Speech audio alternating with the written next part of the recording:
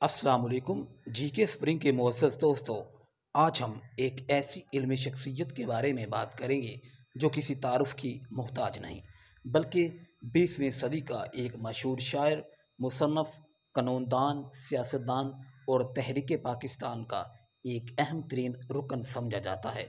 लामा मोहम्मद इकबाल की अगर हम पैदाइश की बात करें तो उनकी पैदाइश 9 नवंबर 1877 को बरतानवी हिंदुस्तान के शहर सियालकोट में शेख नूर मोहम्मद के घर हुई। माँ बाप ने नाम मोहम्मद इकबाल रखा।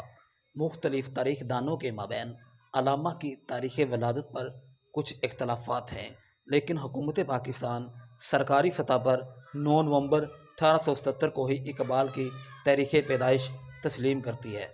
अगर हम इनके ख़ानदान की बात करें, इकबाल के वालिद शेख नूर मोहम्मद कश्मीर के ब्राह्मणों की नस्ल से थे। गाजी औरंगज़ेब आलमगीर के अहद में इनके एक जद्दे अमजद ने इस्लाम कबूल किया। इकबाल के आबाओ अजदाद 18वीं सदी के आखिर या 19वीं सदी के अवाइल में कश्मीर से हिजरत करके सियालकोट आए और मोहल्ला खेतियाँ में आबाद हुए। बुज़ुर्गों ने कश्मीर छोड़ा तो सियालकोट में आ बसे। शेख नूर मोहम्मद के वालिद शेख मोहम्मद रफ़ीक ने मोहल्ला खटीका में एक मकान लिया। कश्मीरी लोइयों और दुस्तों की फ़रोख्त का कारोबार शुरू कर दिया। इकबाल के वालिद इनके छोटे भाई शेख ग़ुलाम मोहम्मद यहीं पैदा हुए, पले बड़े। बाद में मुख्तलिफ़ बाज़ारों में काम करते रहे और ये बाज़ार आज इकबाल बाज़ार कहलाता है। एक छोटा सा मकान लेकर इसमें रहने लगे और आखिर तक यानी मौत के वक्त तक यहीं रखे। अगर हम इकबाल की इब्तदाई तालीम की बात करें तो शेख नूर मोहम्मद बड़े दीनदार आदमी थे। बेटे के लिए दीनी तालीम ही काफ़ी समझते थे। सियालकोट के अक्सर उलमा के साथ दोस्ताना मरासम थे। इकबाल बिस्मिल्लाह की उम्र को पहुँचे तो इन्हें मौलाना ग़ुलाम हसन के पास ले गए। मौलाना अब्दुल्ला ग़ुलाम हसन मोहल्ला शुआला की मस्जिद में दरस दिया करते थे। शेख नूर मोहम्मद का वहाँ आना जाना रहता था। यहाँ से इकबाल की तालीम का आगाज़ हुआ। हस्बे दस्तूर कुरान मजीद से इन्होंने इब्तिदा की। तकरीबन साल भर तक ये सिलसिला चलता रहा। शहर के एक नामूर आलिम दीन मौलाना सैयद मीर हसन इधर आ निकले। एक बच्चे को देखा कि सूरत से अजमत और सादत की पहली जोत चमकती नजर आ रही थी।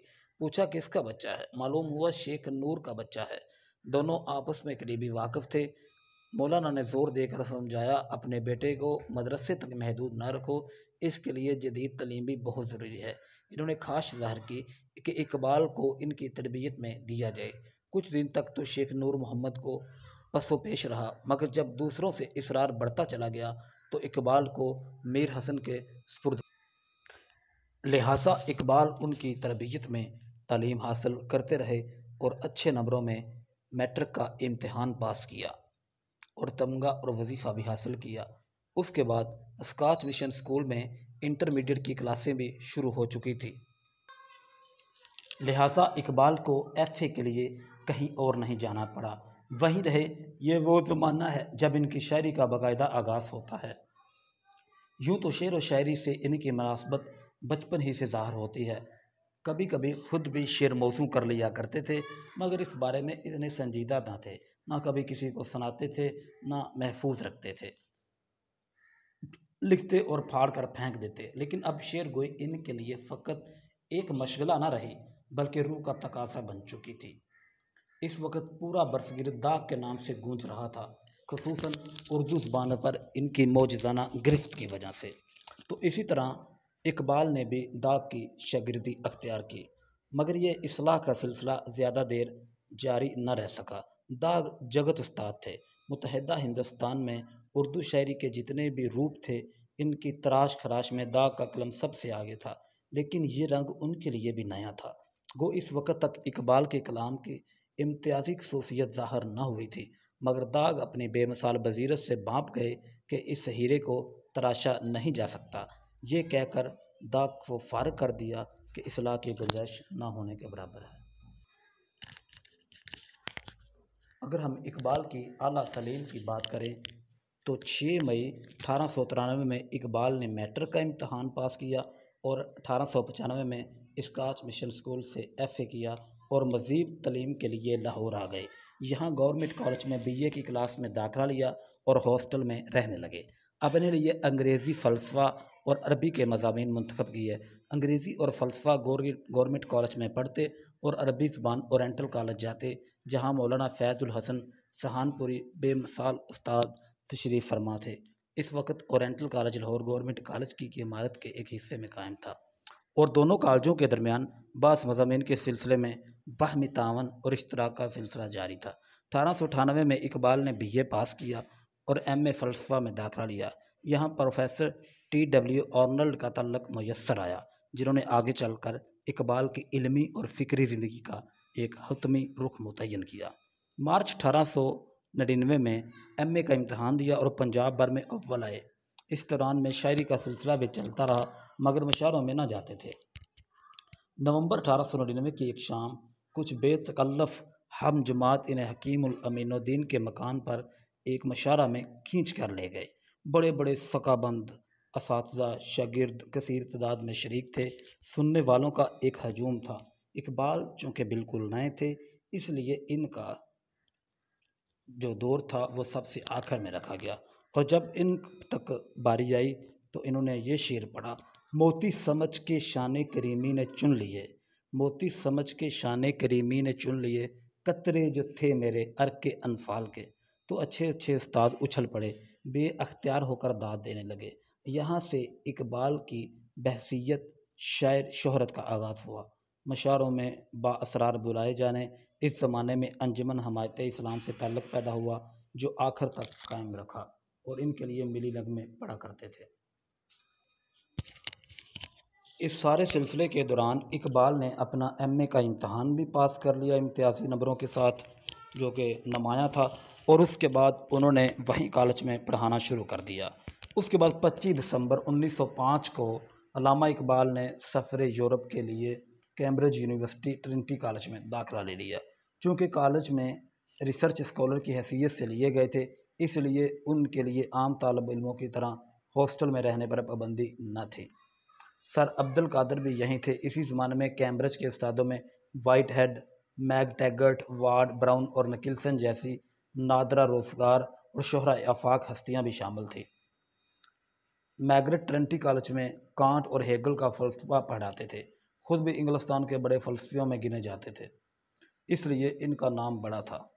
निकिल्सन ने इकबाल की फ़ारसी मसनवी इसरार खुदी का अंग्रेज़ी तर्जमा किया, जो अगरचे इकबाल को पूरी तरह पसंद न आया, मगर इसकी वजह से अंग्रेज़ी खां यूरोप के शेरी और फ़िरकी हलकों में इकबाल के नाम और काम का जज़्वी सा तारफ़ ज़रूर हो गया।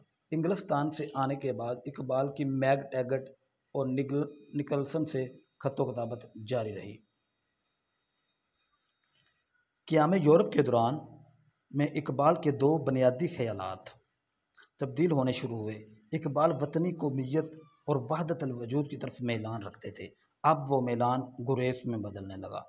ख़ास तौर पर वतनी कौमियत के नज़रिए के तो इस कदर ख़िलाफ़ हो गए, जिससे नफ़रत वाला नज़रिया कहना दुरुस्त होगा।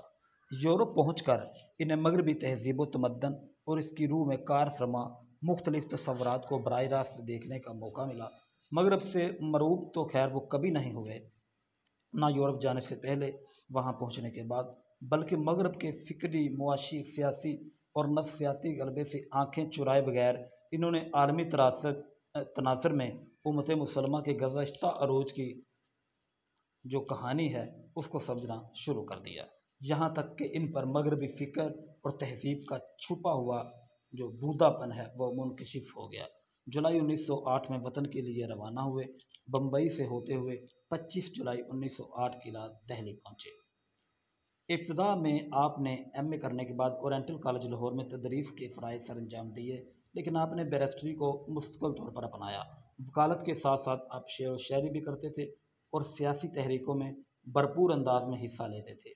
1922 में हुकूमत की तरफ से सर का खिताब मिला। इकबाल अंजुमन हमायत इस्लाम के अज़ाज़ी सदर भी थे। अगस्त 1908 में इकबाल लाहौर आ गए। एक आध महीना चीफ़ कोर्ट पंजाब में वकालत शुरू की। इस पेशे में कुछ ही दिन गुजरे थे कि MA कॉलेज अलीगढ़ में फ़लसफ़े और गवर्नमेंट कॉलेज लाहौर में तारीख़ की प्रोफेसरी की पेशकश हुई, मगर इकबाल ने अपनी वकालत को मुनासिब जाना और दोनों अदारों से माज़रत कर ली। अलबत्ता बाद में हुकूमत पंजाब की दरख्वास्त और इसरार पर 10 मई 1910 से गवर्नमेंट कॉलेज लाहौर में आरसी तौर पर फ़लसफ़ा पढ़ाना शुरू कर दिया, लेकिन साथ साथ वकालत भी जारी रखी। होते होते मसरूफियात बढ़ती चली गई, कई अदारों और अंजुमनों से ताल्लुक़ पैदा हो गया। 18 मार्च 1910 को हैदराबाद दक्कन का सफ़र पेश आया। वहाँ इकबाल के कदीमी दोस्त मौलाना ग्रामी पहले से मौजूद थे। इस दौरे में सर अकबर हैदरी और महाराजा सर किशन प्रसाद के साथ दोस्ताना मरासम की बना पड़ी। मार्च की 23वीं को हैदराबाद से वापस आए। औरंगज़ेब आलमगीर के मकबरे की ज़ियारत के लिए रास्ते में औरंगाबाद उतर गए। 2-3 दिन वहाँ ठहरे। अगर हम अल्लामा इकबाल की सियासी सरगर्मियों की बात करें तो 20वीं सदी के अशराए अव्वल में पंजाब की मुस्लिम आबादी एक ठहराव में मुब्तला थी। कहने को मुसलमानों के अंदर दो सियासी धड़े मौजूद थे, मगर दोनों मुसलमानों के हकीकी तहज़ीबी, सियासी और माशी मसाइल से बेगाना थे। इनमें एक की क़यादत में सर मोहम्मद शफ़ी की याद में थी और दूसरी सर फजल हुसैन। अपने अपने हमायतियों को लेकर पहुँचे, तय पाया कि पंजाब में सूबाई मुस्लिम लीग कायम की जाए। इस फैसले का फौरी अमल हुआ। मियाँ शाहुद्दीन सदर बनाए गए और sir Mohammad Shafi secretary general, sir Fazl Hussain अमलन अलग थलग थे। इकबाल इन सब कायदीन के साथ दोस्ताना मरासम तो रखते थे, मगर अमली सियासत से इन्होंने खुद को गैर वाबस्ता ही रखा।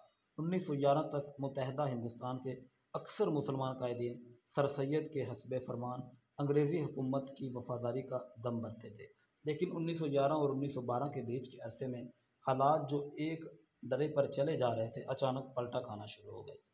मुसलमान सियासतदान बंगाल की तकसीम में हक़ में थे। अंग्रेज़ भी ऐसा ही चाहते थे, मगर हिंदू इस मंसूबे की सख्त मुखालफत करते थे। इनकी जानब से तशद्दुद की राह अख्तियार की गई तो अंग्रेज़ी हुकूमत ने सपर डाल दी, तकसीम में बंगाल को मनसूख कर दिया। इस झटके ने मुसलमान कायदीन की आँखें खोल दी और इनके गुज़श्ता अंदाज़े फ़िक्र की गलती इन पर वाज़िह हो गई। अब हम बात करते हैं लामा मोहम्मद इकबाल के तसानीफ़ के बारे में। अगर हम लामा मोहम्मद इकबाल की तसानीफ़ को देखें तो इन्होंने उर्दू नसर भी शायरी लिखी है और फ़ारसी शायरी और उर्दू शायरी भी की है। इल्मुल इक़्तिसाद के नाम से इनकी एक किताब शाया हुई 1903 में, जो नसर थी। उसके बाद इनके दर्ज झैल फ़ारसी मजमूए हैं इसरार खुदी, रमूज़ बेखुदी, क़याम मशरक़, ज़बूर अजम, जावेदनामा, मुसाफिर, पस चबायद करद ए अक़वाम शरक़। और उर्दू शायरी की बात की जाए, बांगे दरा, बाले जबरील, ज़रब कलीम, अरमगाने हिजाज़। और इस तरह इन्होंने अंग्रेज़ी में भी 2-3 किताबें लिखी। फ़ारस में मामावरा तबीयात का इर्तिका, इस्लाम में मजहबी अफ़कार की तमीर। इकबाल की बड़ी बड़ी मशहूर नज़मों की बात करें तो शिकवा, जवाब शिकरा, शिकवा, खिज़र रा, वालदा मरहुमा की याद में। तसव्वुरात की बात करें, खुदी, अक्ल व इश्क, मर्द मोमन, वतनियत, कौमियत, इकबाल का तसव्वुर तलीम, इकबाल का तसव्वुर औरत, इकबाल और मगरबी तहज़ीब, इकबाल और इश्क़ रसूल।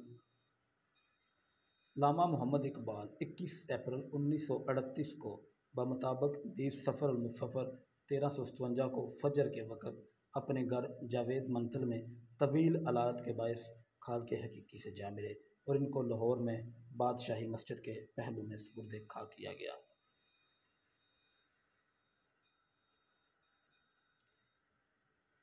अगर आपको हमारी वीडियो अच्छी लगी तो आप हमारे चैनल को सब्सक्राइब कीजिए ताकि आइंदा आने वाली इल्मी वीडियो आप तक